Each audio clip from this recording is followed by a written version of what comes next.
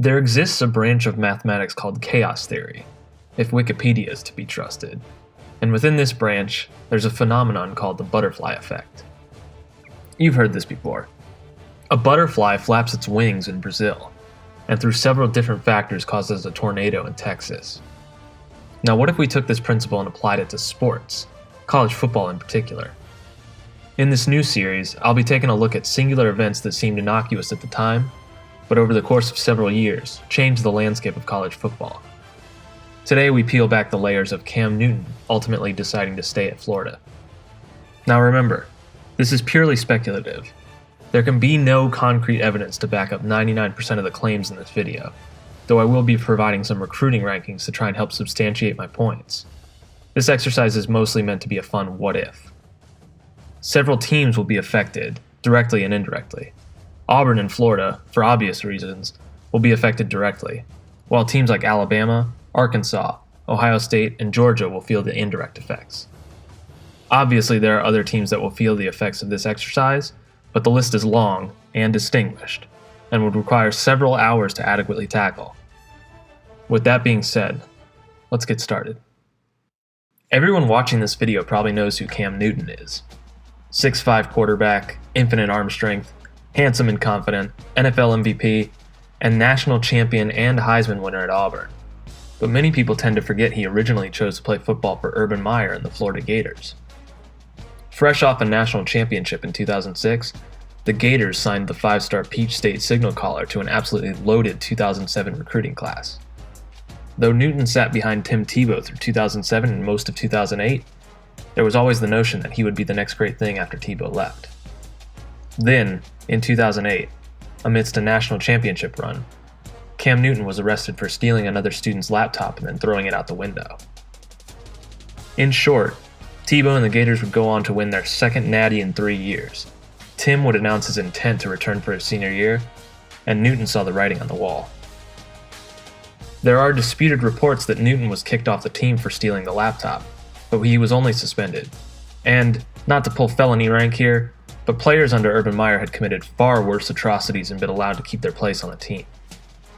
Newton would transfer to Blinn College for a year, then after a dubious recruiting process which may or may not have included Newton's father shopping his son around to the tune of $180,000, Cam Newton would wind up at Auburn University. Great, so now you're all caught up. We can begin. So what if Newton had decided to stay at Florida, redshirt for the 2009 season, and come into the 2010 campaign as a redshirt sophomore and presumed starter? The Gators had another 5-star QB from the 2007 class by the name of John Brantley. But his style never meshed well with Meyer's spread attack, so it's safe to assume Newton would get the nod here. With Newton at the helm, Florida more than likely goes on to win the 2010 National Championship. Okay, don't change the channel just yet. I'll provide some backup to that absolutely baseless homerism. The Gators likely go undefeated in 2010 with Cam Newton at quarterback. An offense built around a dual-threat quarterback and filled with talented playmakers like Jordan Reed, Trey Burton, Deontay Thompson, Chris Rainey, and Jeff Demps, Newton would absolutely thrive in Meyer's spread system. Alabama still goes 9-3 in the regular season, with their loss to Auburn being swapped with a loss to Florida. With Auburn out of the way in the SEC West, Arkansas becomes the beneficiary. Despite their close loss to a fool's gold version of Alabama in September of that year, Arkansas was still the second best team in the West in 2010. And since Auburn no longer has Newton at their disposal, the Razorbacks slide into the Tigers spot in Atlanta. With 2010 being such a bad year for talented football teams even in the present timeline, Alabama takes a step back and there's no dominant force at this point, Florida rolls to the national championship game and takes care of Oregon much easier than Auburn does. Why does Florida win the Natty in 2010? Hang tight. The 2010 iteration of the Gators was just as talented, if not more talented than the Auburn Tigers of that year at every position except for quarterback. If we take a look at the recruiting classes for the 4 previous years, it shapes out like this. From 2007 to 2010, Florida signed the number 1 class, 5 class, 7 class, and then number 1 again. Subsequently, Auburn signed the 9th, 22nd, 23rd, and 6th ranked classes. Of course, stars and rankings aren't entirely indicative of success on the field, but they mean a great deal. Consider the following. Last year's college football playoff teams' average recruiting rankings over 4 years were Bama at number 1, Georgia at 5.75, Clemson at 13, and Oklahoma at 14. Clearly, Georgia and Alabama were the class of the NCAA last year, and it shows in their ability to recruit at a high level. With Meyer and Cam Newton surrounded by immensely talented players up and down the field, it's not a huge reach to think Florida would win a national championship in a relatively watered-down 2010 season. By the time 2010 comes to an end, it's safe to assume Newton would be heading to the NFL. Meyer would stay at UF for at least a couple more years, seeing as how his heart condition was largely brought on by the stresses of not living up to certain expectations. As long as he continues to win at a high level, I see him staying until that's no longer the case. This has major ramifications, particularly in the SEC and Ohio State.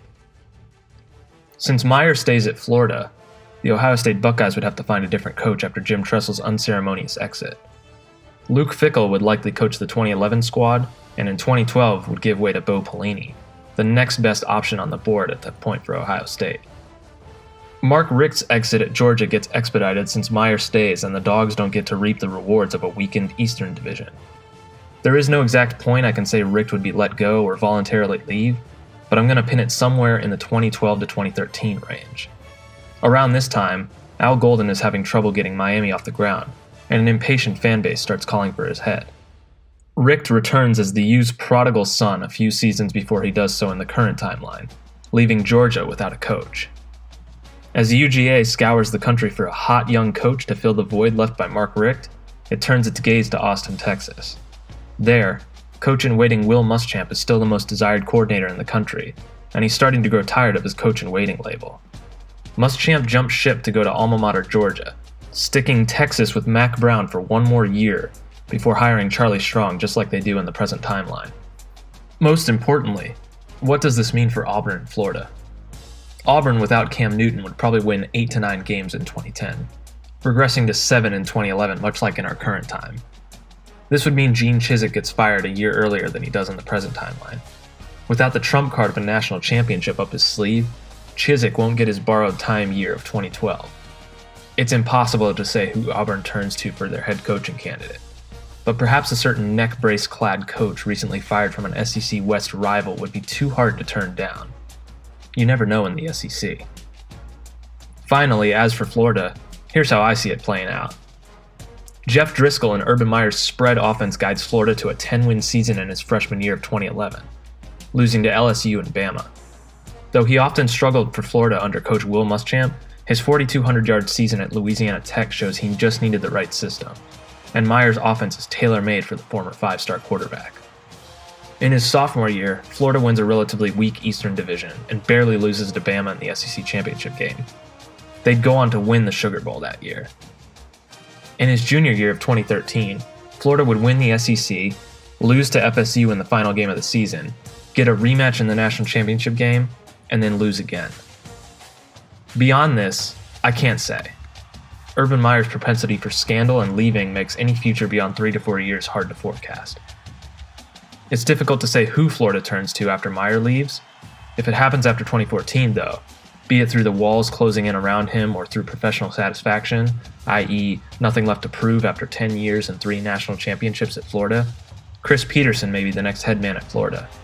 Considering he left Boise State for Washington around this time, and Florida being in much better shape in this alternate 2014 than present 2014, this could be the most logical conclusion. Regardless of who ends up taking the job, the entire college football landscape would look vastly different in this alternate scenario, and it's all thanks to a future NFL MVP deciding to stay at the school that recruited him. Once again, guys, thanks for listening. If you liked what you saw, give us a thumbs up. Don't forget to follow us on Instagram, Twitter, like us on Facebook. We really appreciate the support.